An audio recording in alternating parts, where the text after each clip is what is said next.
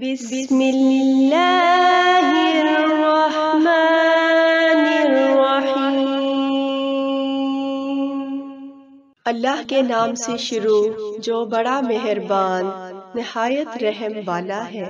صلو علیہ وآلہ۔ صحیح بخاری حدیث نمبر 2 باب وحی کے بیان میں۔ صلو علیہ وآلہ۔ ایک شخص حارث بن حشام نامی نے نبی کریم صلی اللہ علیہ وآلہ وسلم سے سوال کیا، یا رسول اللہ، آپ پر وحی کیسے نازل ہوتی ہے؟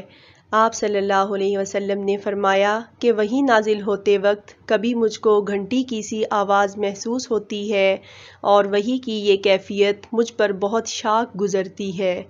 جب یہ کیفیت ختم ہوتی ہے تو میرے دل و دماغ پر اس فرشتے کے ذریعے نازل شدہ وحی محفوظ ہو جاتی ہے، اور کسی وقت ایسا ہوتا ہے کہ فرشتہ بشکل انسان میرے پاس آتا ہے اور مجھ سے کلام کرتا ہے، پس میں اس کا کہا ہوا یاد رکھ لیتا ہوں۔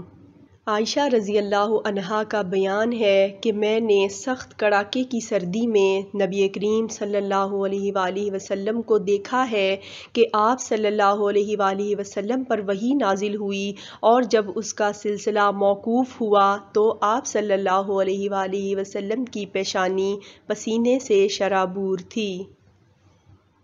Narrated عائشہ رضی اللہ عنہا، Haris bin Hisham asked Allah's Prophet, O Allah's Prophet, how is the divine inspiration revealed to you?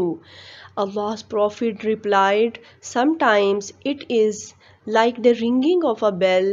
This form of inspiration is the hardest of all, and then this state passes off after I have grasped what is inspired. Sometimes the angel comes in the form of a man and talks to me, and I grasp whatever he says.